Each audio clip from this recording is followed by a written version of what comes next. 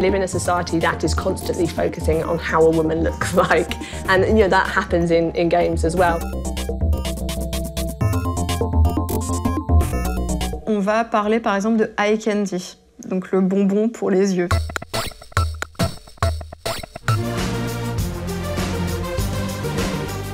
Il y a l'idée de produire un personnage, de présenter un personnage féminin pour le plaisir du regard masculin, forcément entendu comme hétérosexuel.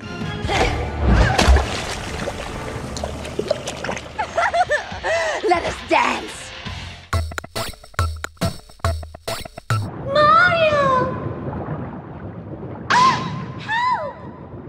La demoiselle en détresse, en fait, c'est un mythe qui est extrêmement représenté dans toutes les formes de culture.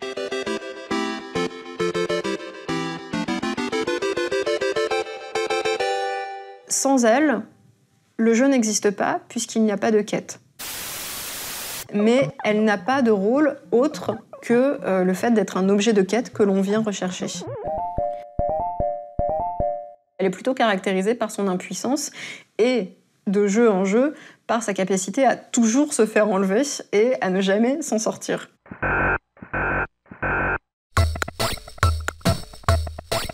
On va aussi avoir l'idée que le personnage féminin, ou en tout cas son corps, va servir de récompense aux joueurs suffisamment habiles pour réussir une action.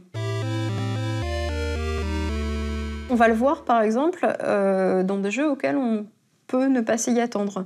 C'est le cas, par exemple, du premier Metroid, donc qui est un jeu d'action qui date des années 1980.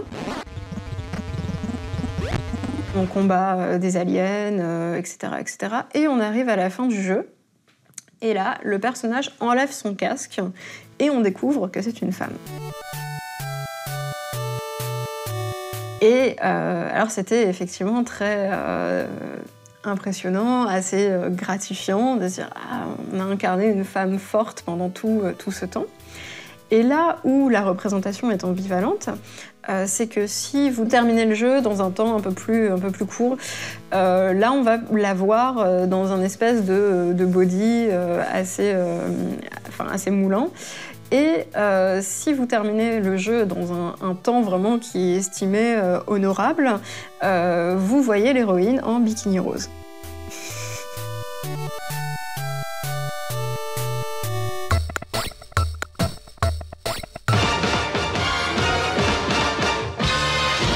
On peut dire que Bayonetta, c'est une sorte de stéréotype sur pattes. On peut dire qu'elle est produite pour le plaisir d'un regard masculin hétérosexuel. Elle a des seins énormes, elle doit faire 2 mètres avec des jambes d'1,50 m de long, elle a une taille hyper fine. She owns it, she controls it, she's very knowing about it. It's not like, you know, she's just been put in some sexy clothes, that's it. It's part of who she is.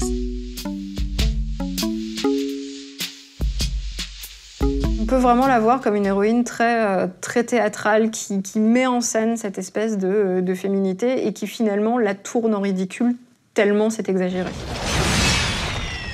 No one said you could touch. She's not everyone's cup of tea, but she's absolutely, you know, quite a favourite with female gamers.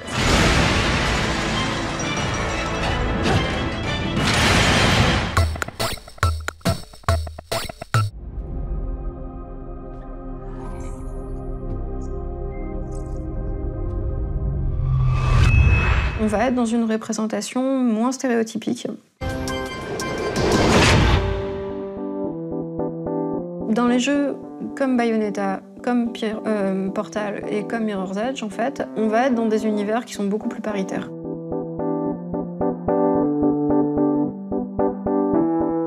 Les femmes ont vraiment un rôle à jouer et on n'a pas une femme qui doit porter à elle seule sur ses épaules la représentation des femmes en général.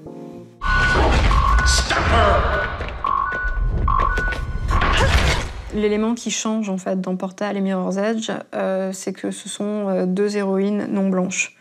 Et que ça, c'est encore quelque chose qui est extrêmement rare dans les jeux vidéo, d'autant plus si ce sont des femmes. Si on prend en compte uniquement les femmes non blanches, en fait, il n'y a que ces deux jeux-là qui sont représentés et on est à 0,4% donc d'héroïnes non blanches. We kind of need to look at diversifying things. So I would love to see kind of more great female villains, more kind of female anti-heroes, and just getting a diversity of characters in there, I think, is very important. There's no one right way to do a female character.